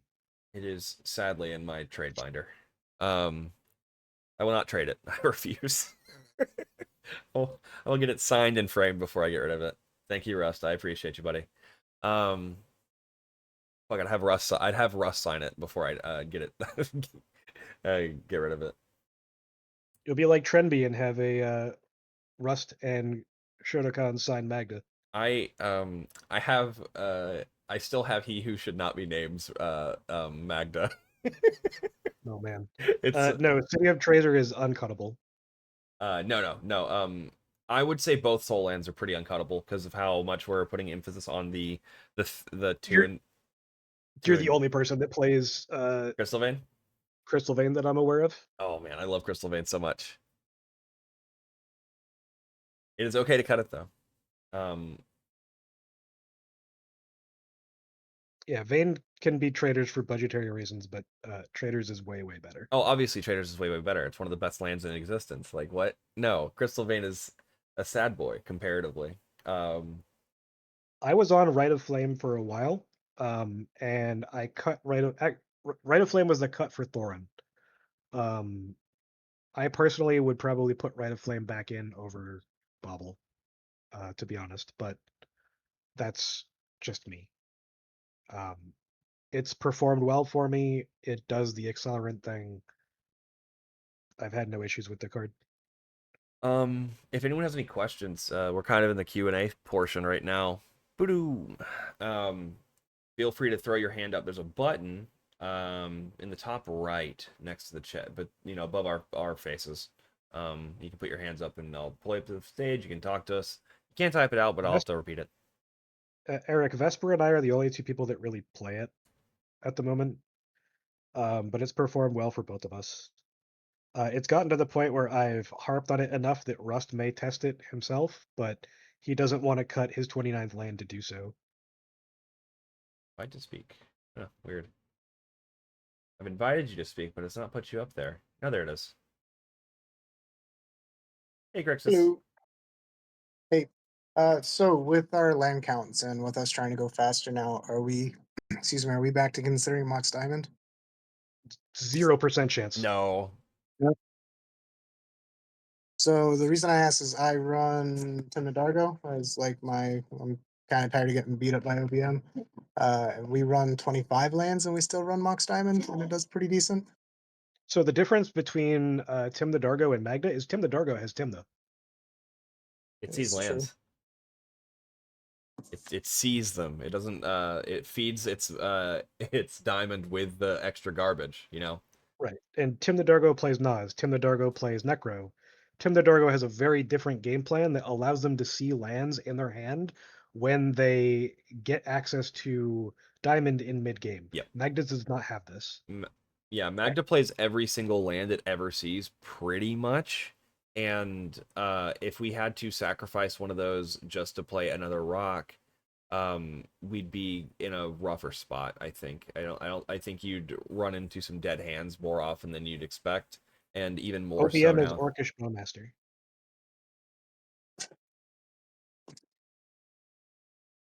Yeah, I think that like the only time that you should be playing Diamond is if it's a pet card. It's fair. Otherwise, like the math is just not there. Realistically, you see it in an opening 7 or it doesn't get played. All right, and then I guess if you don't mind me asking one more question, REB and Pyroblast, are those worth still running if we're trying not to be that interactive? If we're still trying to go faster, cut half a turn, are those enough? We don't. Like, I don't think they're protecting We our we're wins enough. we're not a turbo deck, and 80% of the actual removal in the game is bounce spells. Yep. So absolutely. And it also helps in the situations where you do get blown out and you are forced to help position for a draw. Like getting rid of the Ristic study early when you know that a copy is coming down. There's a lot of use cases for both Pyro and Reb, um, compared to like a Tibalt's Trickery. So they're a lot more flexible in their use cases, which is the reason why I would not opt to go away from them. But like you could argue that if you're trying to just pure turbo, um, you could remove them. But if you're just trying to pure turbo, I'd play a different deck. We are Mhm. still a turbo slanted mid range deck, Yeah. unfortunately. I won't say unfortunately. I mean, Well, like there are a lot of pilots that want it to be faster, and it's just not. that's Like fair. even playing all the rituals, everything else, like the amount of turn 2, turn 3s is still not there consistently. Yep. You have to mulligan very aggressively Yep. to get turn 3s consistently. And like you throw the game half the time by going down to 3 when you do that. Yep. So like it's very risky to play the deck in that manner, and I don't think it's worth it. So, thanks, guys. No problem, buddy. Like I said, throw your hand up if you got something. The mirror change was in the primer last update, and it gives the reasoning on why it went in and all that stuff. The reasoning as to why it got put back in is because it gives you winning board states without Clock of Omens with um, Roaming Throne very consistently. Without having to like it basically lets you do the Zoran ladder line starting with Roaming Throne with basically the same starting point. Because we Mhm. have access to Lifecraft Engine now, Mhm. which lets you in the middle of your line go, okay, here's an extra 12 treasures, transition into the rest of my line. And then you can either go for clock and then have a protected clock win from there, or you can just continue with your ladder line instead. Yep. So there was a question, do you think we'll ever be a turbo deck?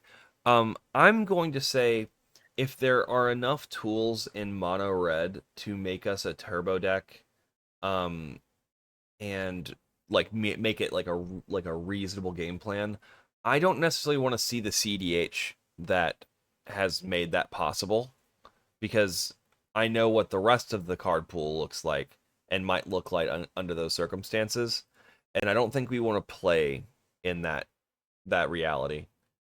Also, summoning sickness exists, and our game plan requires us to turn sideways, so our deck is going to be eaten up by some percentage of dwarves needing to ride motorcycles to make treasures, and I think that is a slow enough proposition that it is not necessarily likely that we're going to be a quote unquote turbo deck where our thing is to go the absolute fastest, mold a 3, and then just full send. So Moose asked, what's the reasoning for grinding station? I went over this very in depth earlier. The TLDR is that the One Ring is a bad card for our deck. In situations where you're trying to get it out early, you might as well have just mulliganed to a better hand. And situations where you're playing it mid game, you're still taking yourself off of treasure generation usually, or it's a hand that probably shouldn't have been kept, and you're kind of coping that it will get you there.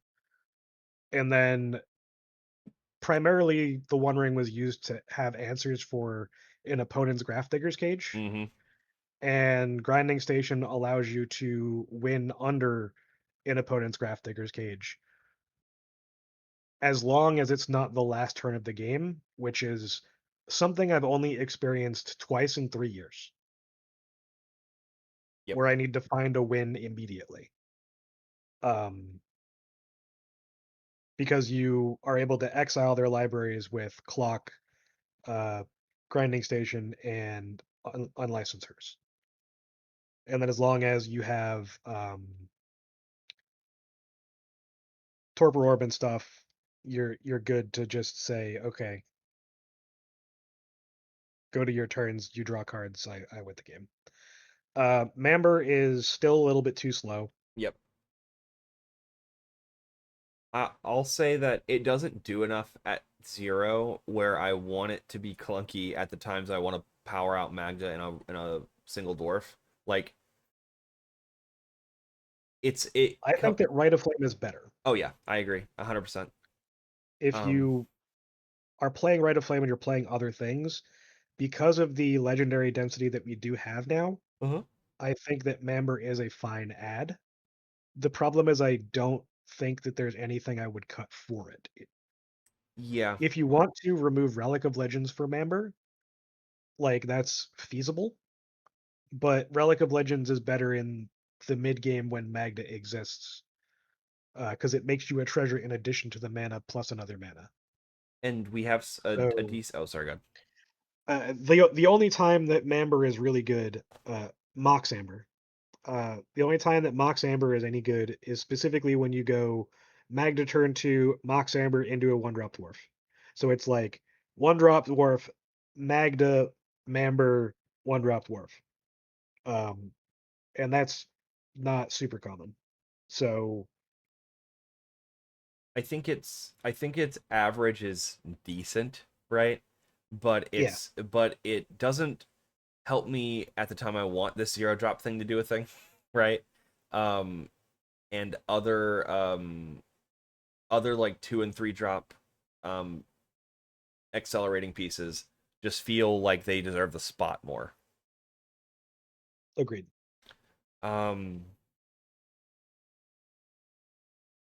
Any other questions? Feel free to throw your hand up or type it out.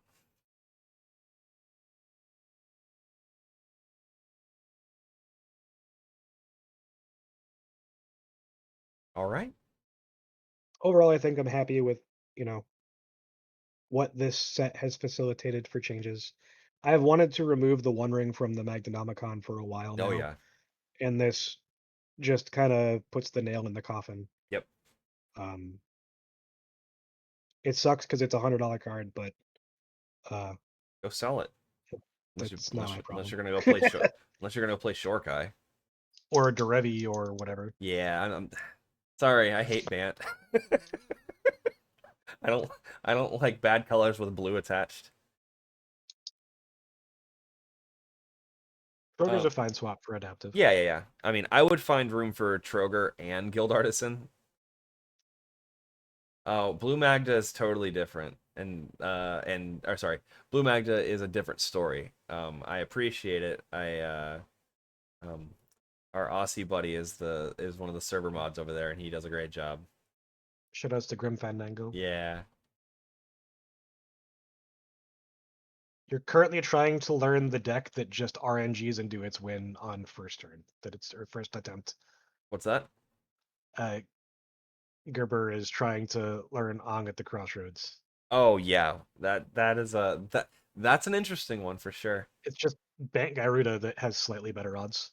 Yeah, That's all it is. that's fine. I mean, I like the card pool better, right? I think Demir is not my favorite either. To me, if you're gonna play Ong, you might as well just play Gwenum. Oh yeah, same deal. Gwenum has a higher chance to not brick. Just spin it. When I haven't actually looked at this too much. Okay. Yeah, no, so it's doing that. I got you. Love the art. Um the stream will be posted probably today. I might hang out with my family before I do the editing. There's not really any advice. All the advice is kind of in the primer. Yeah. The Pinnacle Monk lines are also in the primer. Yep. But the long and short of it is that you find a way to double its ETB effect, either with Roaming Throne or with Camera. Yep. And then you use either Chaos Warp or Zoyoa's Justice alongside a Bolt effect to kill the table by either putting your Camera back in or specifically putting your Pinnacle Monk back in if you have your Maskwood Nexus in play. Yeah. Which you should if you're going for this line because, yeah. So it's a backup to a backup to a backup, basically. Yeah. It's something that I've only used 3 times since it's come out. So but I'm glad we have it. Don't put too much emphasis on it, but it is something No, that you should learn how to do it and make that your primary win con every single time.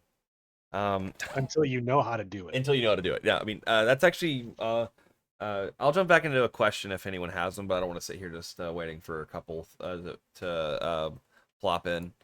I just want to discuss how I think people should be best practicing if they're trying to practice for like tournament play and just to get better in general. The mirror match is more likely now than it ever has been, but it is also not that likely, so I would not recommend practicing with other dwarves.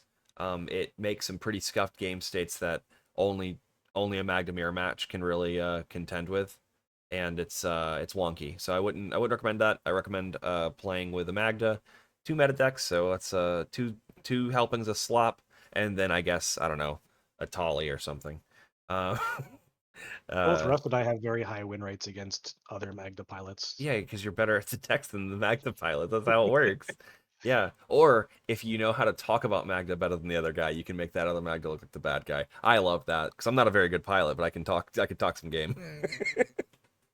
Or you do that and then keep double bolt like hands and then just make sure that they can't play the game. Yes, exactly. exactly. By the time that they've expended all their resources, you go, I have 5 treasures now. Oh, here's an artifact dwarf. I win the game. Yep. The best time for the mirror matchup was the heavy tempo build time where we had like 17 instants and sorceries, and it was I missed that. That was my favorite version of playing the deck, but there are reasons we aren't doing it now. So back to the best practices. Try to play comp REL. Don't do I made a mistake takebacks. Live with your mistakes and learn from them. But even in comp REL, political, I want to show my opponents the card I want to play is not putting a card in the stack. It is opening up the floor to a non-stack war, politicking moment. And always feel free to do that. Show your opponents your cards and say your card and say, give me a reason not to play this, and have that conversation before a card goes in the stack, because doing it afterwards can get kind of sticky. But if you make your mistakes, live with them, learn. There's another thing that's important is that Yeah. you get priority on your own spell when you put it on the stack. Yep. So as long as you put a spell on the stack and then hold priority on it and then have a conversation, as long as that spell doesn't trigger something that will get your opponent's resources regardless, like Ristic. not Ristic or Esper, but one of the other ones, like where it's the second card drawn per turn or whatever, then or second spell played per turn, like then there is extra information that can't you can't rewind basically.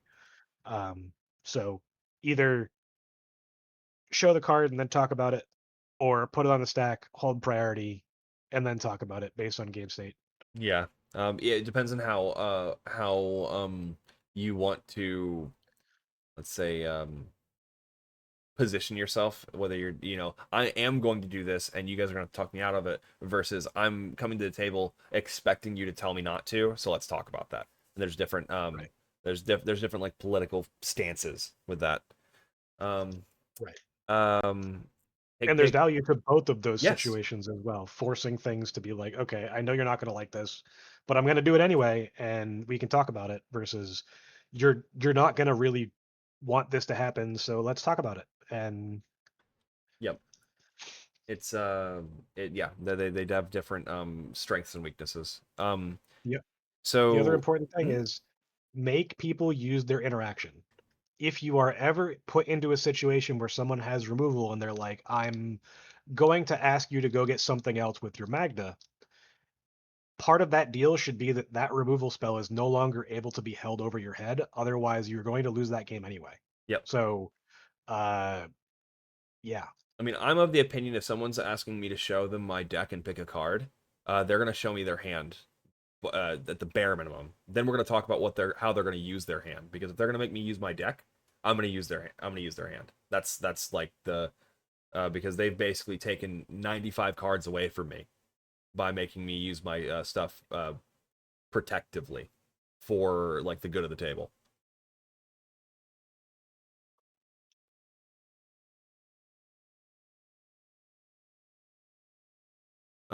Someone asked, where do we stand for the current cEDH scene? Judging by the stats, seems like Magda's a solid deck for the Swiss rounds, but less so for the top cut.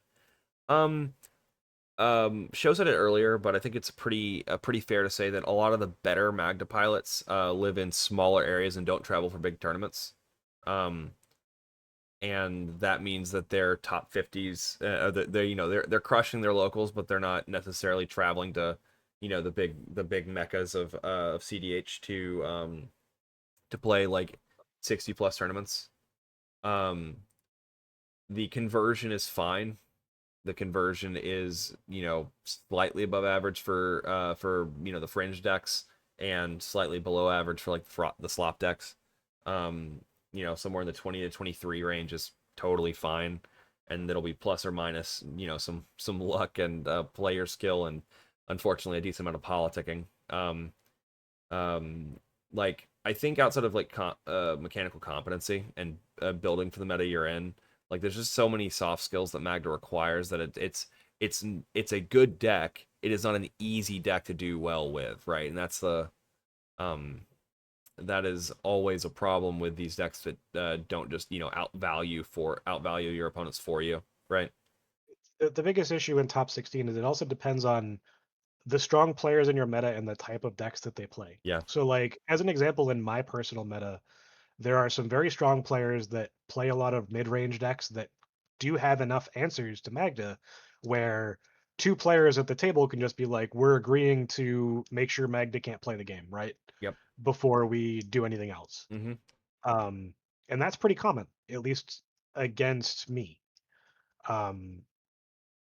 There's also the fact that, like, depending on where you're from, your tournament size, etc., Magda does well in Swiss rounds because even though she is probably one of the most well documented decks. Not everyone knows everything about it, so you still get the gotcha factor sometimes. Yeah. Um, and it's a lot easier for other pilots that are strong to use worse players against you than it is for you to use worse players against them. Just because of how the access that our decks actually functions on compared to most others.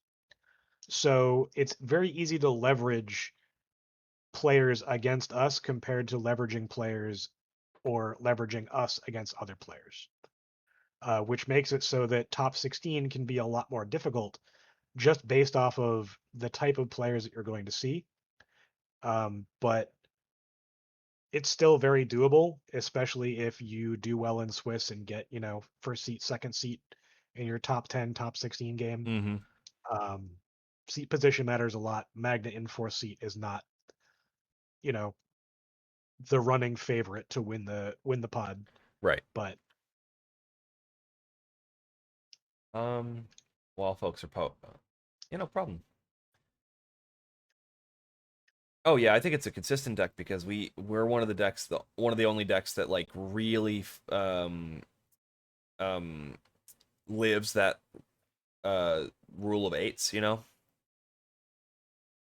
Like our mulligans are consistent, our deck construction and like consistency over time feels good, if only because so many of our cards fill similar slots to one another, and we're not tutoring, we're not as much. We are getting more or less what we need most hands, um, and that's good for Swiss and good for top cut. Um, Last few things I want to talk about with best practices. Take pictures of your mulligans while you're practicing and talk about them after the game. If you're in a practice pod with people that like want to get better, talking about your mulligans and based on who your opponents were and what seat you were in, can help you think harder about the decision for your mulligans that you didn't think hard enough about at the beginning of the game. You can at least reassess and hopefully determine where you could have done better, sequenced better, or just ship that hand. Um, for finishing the game and goldfishing specifically, play out your lines. Pick a different line each time you goldfish. Maybe not every single game, but like each time you're sitting down to goldfish. Goldfish with the intent of picking a particular line that gets you to a win, or a particular outlet that helps you win, a different type of constraint you're under, whether it's a Stax piece or a particular card's been exiled by Ragavan, etc. and so forth. Just play with permutations, learn those permutations, so that when they come up in a major event, or you're winning in, you're not thinking, oh shit, Battered Golem got exiled and Roaming Throne's in the graveyard right now. What do I do from here? You'll already know.